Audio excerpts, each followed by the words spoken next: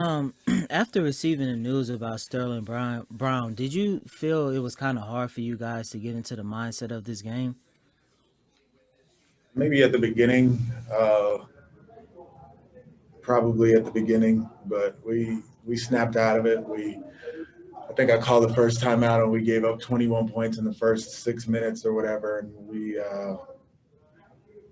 held them to 9 in the rest of the quarter, and it seemed like everybody was playing a little bit better. So um, maybe the emotion of the day caught up to us towards the end, where guys were just.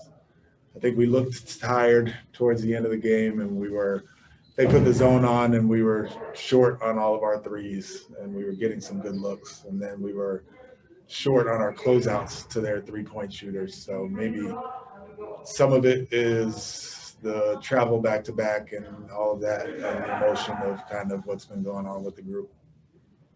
Brian Bearfield. Coach, it looked like it was a bunch of lack of communication in the second half with a lot of backdoor cuts and things like that.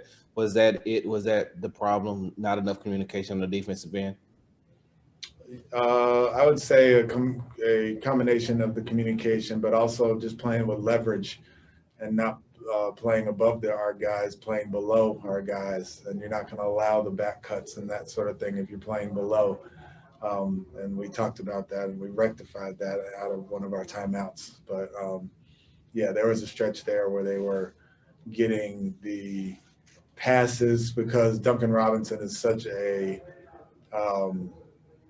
threat on the offensive end. We were trying to trail them, and then our bigs were up a little bit too far, and then they were dumping it down. So those were some of the plays that you saw. And then some of the cutting plays were some of the things that we had talked about this morning, and just making sure that we have leverage on those. We're not allowing those guys to cut if we're below them instead of on top.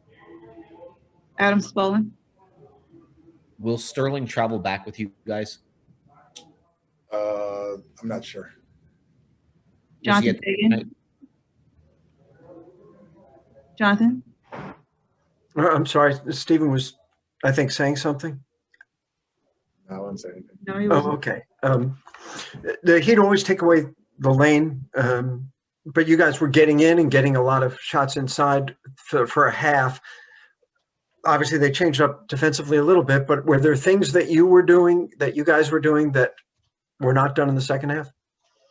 Well, they switched. Basically, we struggled when they went to the zone, and we were hanging in there. And like you said, the first half, we were good with our offense as far as our roles and getting the ball into the paint, kicking out to shooters, and getting the ball in the paint and finishing at the rim. They went to the zone and slowed us down a little bit, and we weren't making shots. I think we went 2 for 18 at one point during the game. And against the zone, they're just going to keep playing the zone if you're going to shoot that percentage, even on open shots. So I would say it was more the zone than it was like changing what we did.